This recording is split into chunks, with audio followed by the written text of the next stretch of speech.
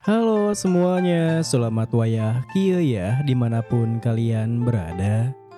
Kembali lagi bersama Mamang dan di video kali ini kita bakal lanjutin manhwa pembalasan bangsawan pembunuh. Kita masuk di part 54. Di awal video ini, sesaat kemudian, di saat Xian berusaha mengoperasikan Magic Arsenalnya, Kairam yang penasaran pun bertanya, apakah yang memancarkan mana dengan sendirinya ini disebut Magic Arsenal? Sehingga Xian pun menjelaskan, jika ia rasa alat semacam ini belum ada di 300 tahun yang lalu.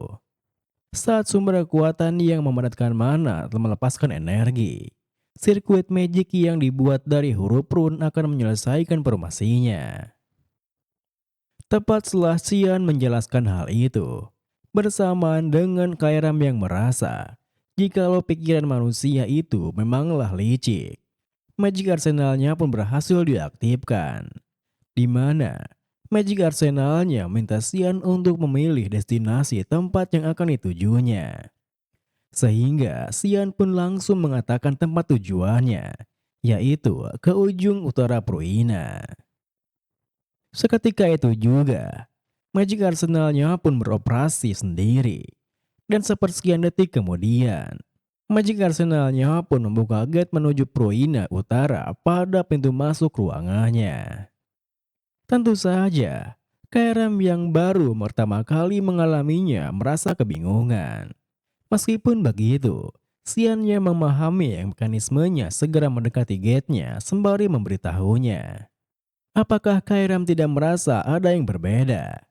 Karena jika pintu di sana terlihat tertutup, maka ada pintu lain yang terbuka. Tepat setelah mengatakan itu, Xian yang telah memegang gagang pintunya pun menariknya. Sehingga udara dingin dari hamparan salju di depannya pun langsung menerpanya. Lalu, tanpa memedulikan reaksi Kairam yang masih kebingungan, apakah pemandangan di depannya ini benar-benar dataran Pruina? Xian sendiri telah melangkah meninggalkannya, yang mana membuat Kairam merasa kesal karena Xian tidak sabaran menunggunya. Kemudian, setelah Kairam menyusulnya, Xian pun bertanya kepadanya, apakah Kairam baru pertama kali ke Pruina? Kairam yang masih kesal pun memberitahunya jika ia pernah ke sana sebelumnya. Sehingga Xian yang merasa belum pernah membawanya ke sana pun kembali bertanya, apakah Kairam sempat ke sana dengan masternya yang sebelumnya? Akan tetapi, meskipun Kairam mengiyakan hal itu, sikapnya yang terasa janggal membuat Xian penasaran. Mungkinkah pernah terjadi sesuatu dengan master Kairam sebelumnya? Namun, di saat Xian memikirkan semua hal itu, Kairam tiba-tiba saja memberitahunya jika ada aroma darah di sekitar sana. Sehingga Xian yang juga merasakannya pun segera bersiap. Karena akhirnya ada sedikit hal menarik di sana yang bisa membuatnya sedikit pemanasan. Sementara itu, Master Muria dan Tom nampaknya tengah melaporkan adanya penyusup yang memasuki warp gate yang dijaganya pada Luna. Sehingga di saat Luna agak terkejut, karena penyusup itu bisa sampai mengalahkan Thunder King dari Dewan Garam.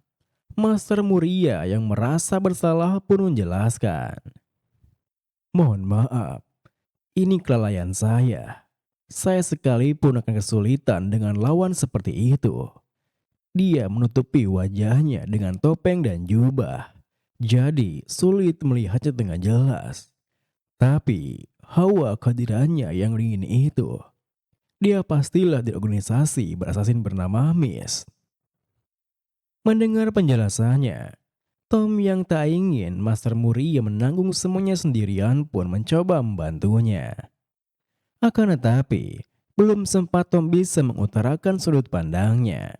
Luna tiba-tiba saja menyalahnya dengan serius bertanya, aroma macam apa yang dipancarkan oleh si penyusup itu? Yang tentu saja membuat Master Muria merasa gugup untuk menjawabnya, karena ia kurang menangkap aroma penyusup tersebut. Meskipun begitu, Luna yang bisa memahaminya segera beralih ke pertanyaan lain, yaitu kemanakah warp gate-nya terhubung. Sehingga Master Muria yang telah memeriksanya pun langsung menjawabnya bahwasanya warp gate itu terhubung ke gate dataran beku Terra Pruina. Mendengar semua hal itu, Luna yang bisa menebak siapa penyusupnya pun meminta mereka berdua untuk segera menjaga warp gate di sana. Sementara ia sendiri akan memeriksa langsung. Kita beralih kembali pada Xian, yang nampaknya telah tiba di tempat sumber aroma darah yang dirasakannya tadi. Di mana ternyata aroma darah tersebut berasal dari mayat-mayat para Holy Knight dan para elf yang tampak telah bertarung satu sama lain tepat di depan sebuah mulut gua. Tentu saja, hal itu membuat Xian penasaran. Kenapa dua kelompok ini bisa bertempur di sana?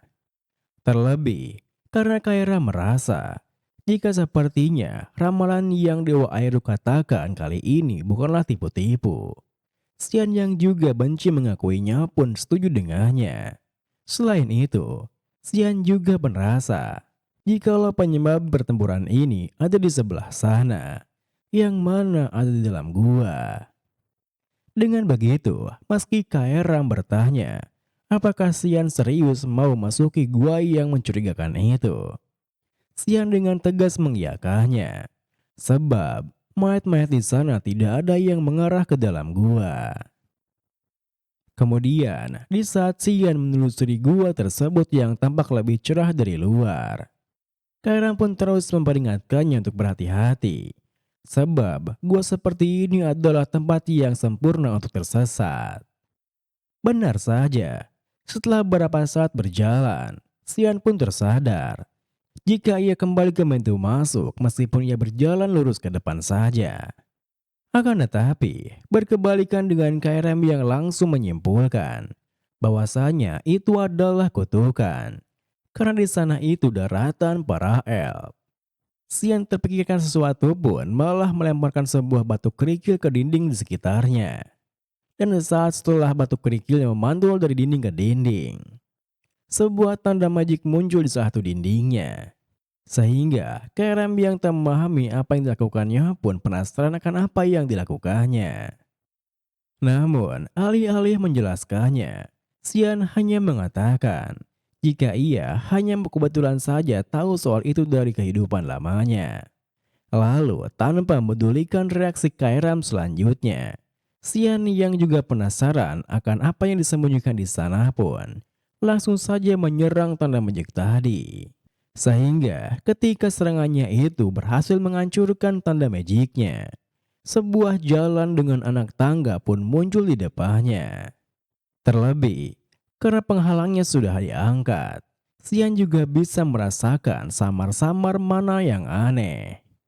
Namun, berkebalikan dengan Xian yang merasa asing dengan mana tersebut, Kaeram yang merasa familiar memberitahukannya bahwasanya mana itu berasal dari The Pine Tree, sebuah pohon tempat direkamnya segala hal di dunia ini.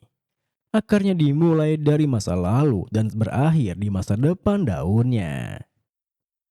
Sementara itu, di dekat di Pine Tree-nya sendiri, yang merupakan tempat di ujung jalan yang baru ditemukan Xian, seorang elf kecil yang sangat terkejut karena penghalangnya sudah hancur, nampak berusaha mengakhiri hidupnya sendiri demi melindungi masa depan semua orang. Akan tetapi, baru saja elf kecil tersebut akan melakukannya, Xian muncul menghentikannya sembari menuturkan, "Yo, halo, maaf mengganggu waktumu di sini. Apa manusia di luar itu mengincar tempat ini? Mending kau beritahu aku dulu sebelum kau mati, bocah elf." Melihat kemunculan Xian yang berjalan ke arahnya, elf kecil yang awalnya menangis gemetaran di sana, tiba-tiba mendekatinya dengan terburu-buru. Yang tentu saja membuat Xian sendiri kebingungan akan apa yang harus ia lakukan di situasi aneh tersebut. Terlebih, belum sempat Xian mengatakan apapun, elf kecil di depannya yang menatapnya dengan serius tiba-tiba menggenggam tangannya sembari mentelepatinya. Kamu akan segera mati, Sianpert. Aku sudah melihatnya. Tentu saja, apa yang dikatakannya semakin membuat Sian kebingungan sampai bertanya. Ini resonansi mental? Apa yang kau bicarakan? Kenapa kau sampai tahu siapa aku? Dengan wajah seriusnya, elf kecil itu menegaskan. Namaku Hastia, propet dari Pine Tree ini. Tuan Sian, kenapa kamu ke tempat ini? Apa mungkin kedatanganmu ke sini karena mengikuti suatu ramalan ilahi? Mendengar perkataannya, Sian yang menjadi suatu pun tersentak berpikir. Kurasa aku tahu apa yang diincar manusia-manusia tadi. Mereka menginginkan kemampuan meramal masa depan milik prophet. Mereka ingin tahu masa depan. Sementara itu, di luar guanya, nampak sekelompok Holy Knight yang baru tiba di sana. Mereka adalah Holy Knight penjaga pribadi Saintas yang dipimpin oleh seorang pria muda bernama Mihan Harkelus. Di mana setelah memeriksa situasinya, Mihan pun memerintahkan anak buahnya untuk memberitahu pasukan utama mereka kalau sekarang situasinya sudah aman. Sesaat kemudian, di saat Mihan penasaran, apakah masih ada yang selamat di antara tumpukan mayat di sana, sang saintas pun muncul sembari menenangkannya. Apa yang kamu pikirkan? Ini adalah misi suci yang dipimpin langsung oleh Lumenda. Yakinlah, ini akan berakhir dengan kemenangan kita.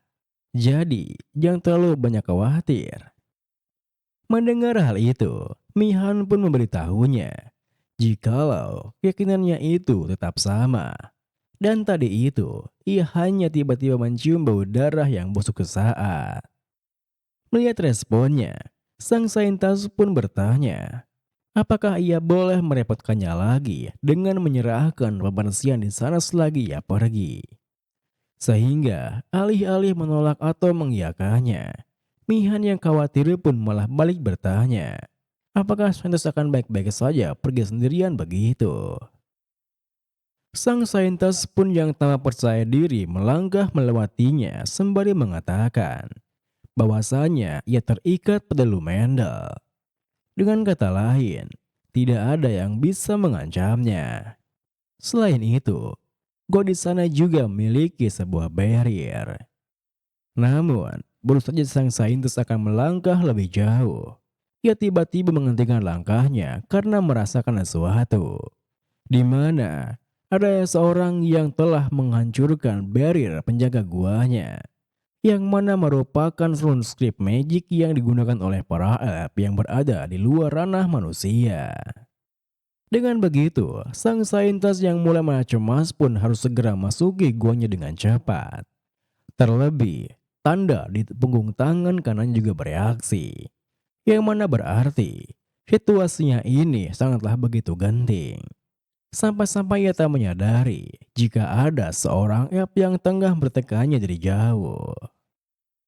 Kita beralih kembali pada Sian dan Hastia, di mana Hastia tampak begitu murung setelah mendengar penjelasan Sian akan situasi di luar guanya, di mana banyak elf yang terbunuh karena menjaga pintu masuk guanya.